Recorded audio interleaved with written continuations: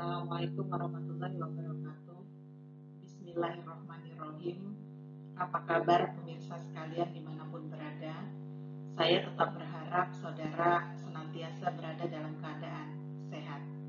Pada kesempatan kali ini saya akan menyampaikan materi metode harga pokok proses produksi dilakukan di lebih dari satu departemen produksi.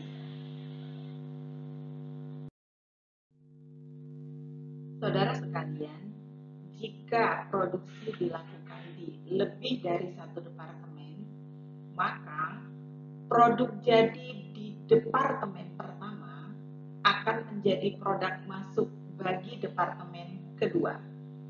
Jadi kalau misalnya perusahaan memproduksi di lebih dari satu departemen atau bagian, maka nanti prosesnya adalah bahan akan masuk terlebih dahulu ke departemen pertama, kemudian setelah selesai di departemen pertama, maka akan dilanjutkan di departemen kedua. Apabila perusahaan berproduksi di dua departemen, artinya produk yang telah diselesaikan di departemen kedua itu akan dinamakan produk jadi. Ya. Nah, sehingga di sini apabila ada produk jadi di departemen pertama, itu bagi perusahaan secara keseluruhan sebetulnya bukan merupakan produk jadi, tapi masih merupakan produk dalam proses. Ya. Nah, sehingga produk jadi di departemen pertama itu akan menjadi produk masuk bagi departemen kedua. Contohnya misalnya untuk perusahaan garment. Di dalam perusahaan garment, misalnya kita bagi ada departemen pola dan potong dan departemen jahit. Nah, maka kain yang sudah selesai dipola dan dipotong itu bagi departemen pertama sudah selesai. Kalau sudah selesai dipotong, maka akan dipindah ke departemen jahit. Nah, kain yang sudah dipotong oleh departemen potong tadi akan menjadi produk masuk bagi departemen jahit. Apabila kain itu kemudian nanti sudah selesai di departemen jahit, maka akan menjadi produk jadi. Nah, sehingga biaya produksi di departemen kedua akan terdiri dari biaya yang berasal dari departemen pertama ditambah dengan biaya yang ditambahkan di departemen kedua. Contohnya lagi misalnya perusahaan bakery. Dan di dalam perusahaan bakery kita misalkan ada departemen pencampuran dan ada departemen pembakaran. Ya, maka di departemen pencampuran misalnya akan ada kegiatan mencampur bahan-bahan, memikser bahan-bahan sehingga tercetak dan siap untuk dibakar. Nah, kemudian kalau bahan-bahan itu tadi sudah tercetak, akan dipindahkan ke departemen pembakaran. Ya, begitu juga misalnya dengan perusahaan-perusahaan yang lain, ada yang dikerjakan di 2 departemen, ada yang 3 departemen, mungkin ada yang 4 departemen. Dalam materi kali ini saya akan mencontohkan apabila produksi dilakukan di 2 departemen.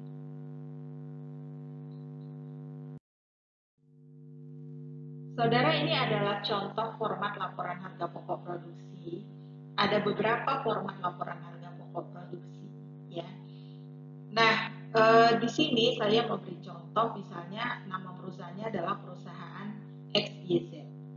Lalu laporan harga pokok produksi menyesuaikan, ya, nama departemennya saudara lihat di soal.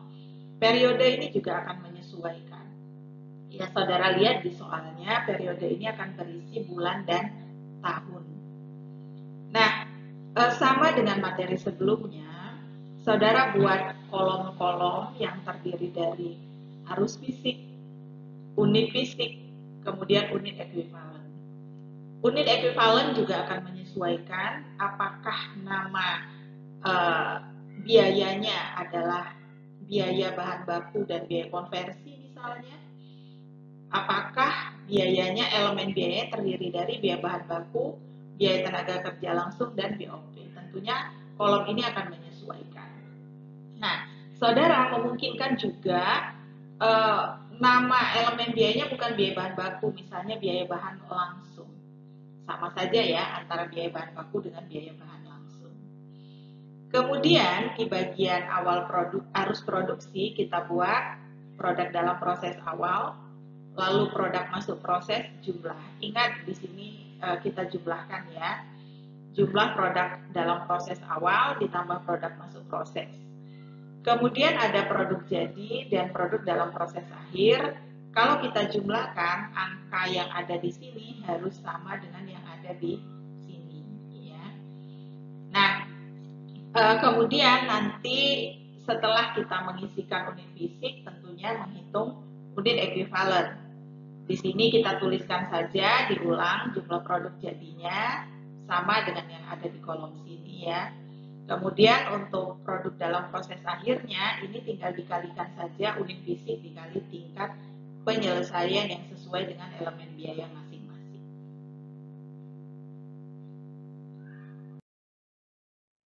Kemudian saudara untuk menghitung biaya per unit dan melakukan pembebanan biaya. Yang pertama kita buat dulu tabelnya.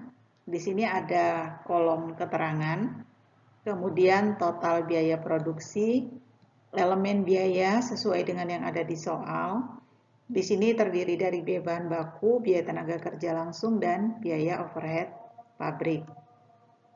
Nah, kemudian di sini kita tulis di keterangan ada biaya produksi, periodenya menyesuaikan ya, nanti saudara isi ini dengan bulan dan tahun. Kemudian unit ekuivalen, lalu di sini ada biaya per unit ekuivalen, kemudian ada total biaya. Kemudian di sini dicantumkan pembebanan biaya, ada produk jadi yang ditransfer ke Departemen B, kemudian produk dalam proses akhir dan total biaya. Ya. Nah, setelah itu yang pertama kali saudara lakukan adalah mencantumkan biaya produksi di sini. Ini diambil datanya dari soal. Nah, ini diambil dari soal. Kalau sudah baru dijumlahkan ke kiri. Kemudian untuk unit ekuivalen ini diambil dari hasil perhitungan sebelumnya tadi di slide sebelumnya. Ya. Setelah itu, hitung biaya per unit ekuivalen. Nah, ini angkanya berasal dari biaya produksi dibagi unit ekuivalen yang sesuai. Untuk biaya tenaga kerja langsung dan biaya overhead pabrik caranya sama. Nah, kalau sudah kemudian dijumlahkan total biaya ini mestinya sama dengan yang ada di sini. Nah, kemudian saudara untuk melakukan pembebanan biaya, di sini kita akan menghitung jumlah produk jadi yang ditransfer ke Departemen B. Caranya tadi datanya dilihat lagi dari slide sebelumnya, yaitu jumlah produk jadi dikali dengan biaya per unit, ya, sesuai dengan elemen biaya masing-masing. Nah, kemudian untuk produk dalam proses ini datanya diambil dari unit ekuivalen ya. Dalam hal ini yaitu untuk produk dalam proses dikali dengan biaya per unit. Ya, ini sudah pernah kita pelajari kan di materi yang satu departemen. Kalau sudah lalu jumlahkan ke bawah. Nah, jumlahkan ke bawah, kemudian jumlahkan ke samping. Kemudian nanti total biaya ini akan sama dengan total biaya yang ada di sini.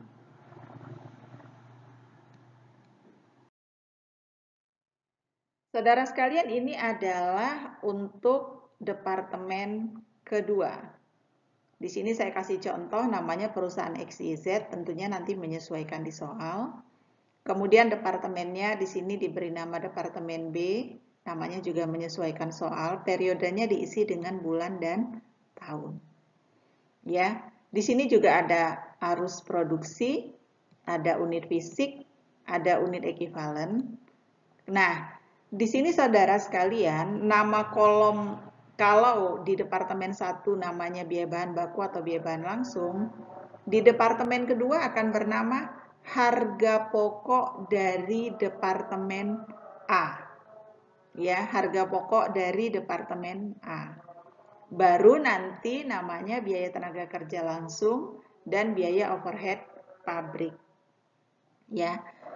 Nah, di sini juga akan dicantumkan produk dalam proses awal, kemudian produk masuk proses, lalu dijumlah. Ya. Nah, kemudian untuk menghitung unit ekuivalen, ya. Nah, di sini ada produk jadi yang ditransfer ke gudang. Ya, produk jadi yang ditransfer ke gudang. Kemudian di sini ada produk dalam proses akhir. Saudara sekalian, kita harus ingat dengan rumus bahwa jumlah produk dalam proses awal ditambah produk masuk proses harus sama dengan jumlah produk jadi ditambah jumlah produk dalam proses akhir. Ya, sekali lagi, produk dalam proses awal ditambah produk masuk proses harus sama dengan jumlah produk jadi ditambah produk dalam proses akhir.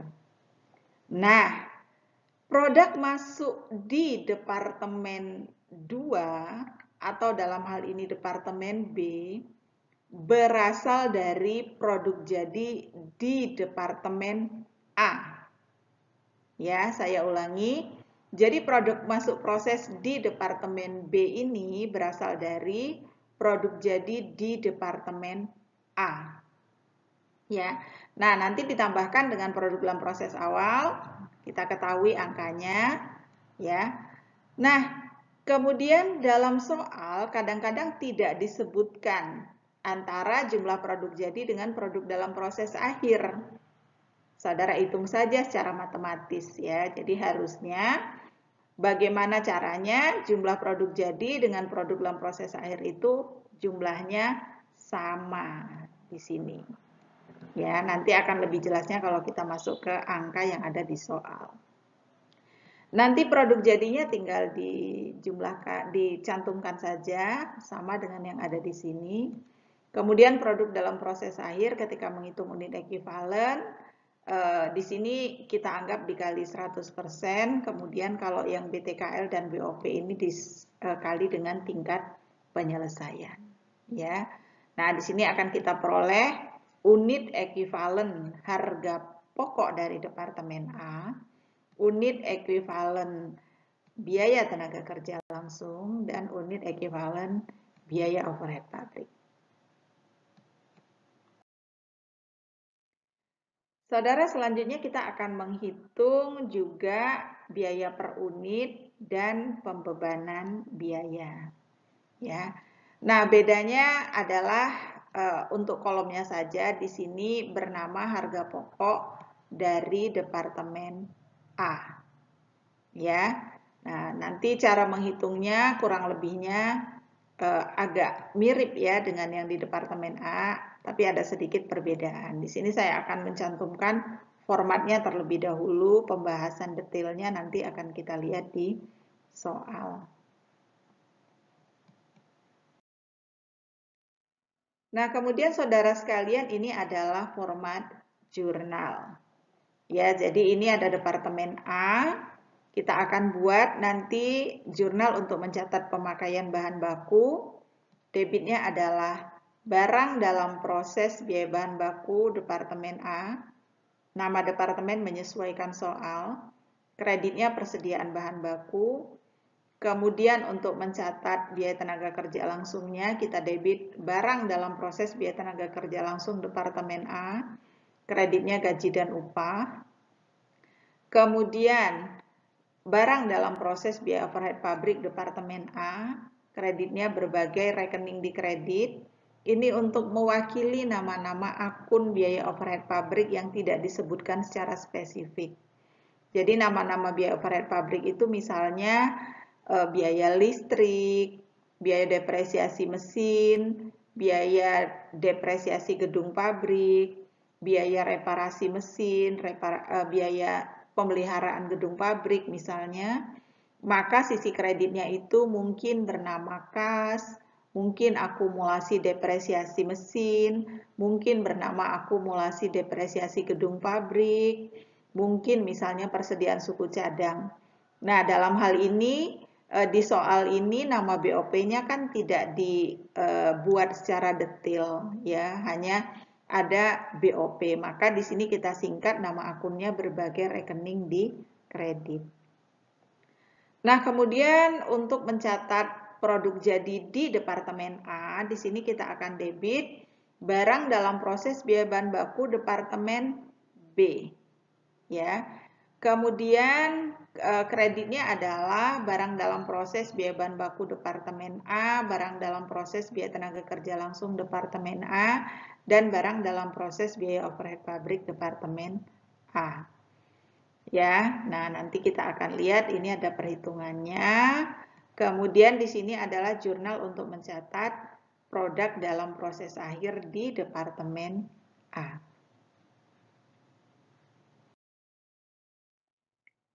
Saudara, ini untuk jurnal di Departemen B. Ya, kita akan mencatat biaya tenaga kerja langsung di Departemen B, debitnya barang dalam proses biaya tenaga kerja langsung Departemen B, kreditnya gaji dan upah. Kemudian untuk mencatat BOP, kita debit barang dalam proses BOP Departemen B, kreditnya berbagai rekening di kredit. Kalau tidak ada penjabarannya atau tidak detail disampaikan apa akunnya, maka cukup dituliskan berbagai rekening di kredit saja. Nah, kemudian kalau barang di departemen kedua itu sudah selesai, maka kita akan catat sebagai persediaan produk jadi. Ya, nanti kita akan bahas cara menghitungnya di soal. Kemudian untuk menghitung persediaan produk dalam proses akhir, kita akan ambil saja datanya dari hasil perhitungan. Saudara, demikian yang dapat saya sampaikan. Nanti akan kita sambung dengan video learning berikutnya yang membahas tentang soal. Harapan saya sekali lagi saudara tetap dalam keadaan sehat, simak baik-baik video learningnya, selamat belajar dimanapun saudara berada, semoga tetap semangat. Sekian, terima kasih. Wassalamualaikum warahmatullahi wabarakatuh.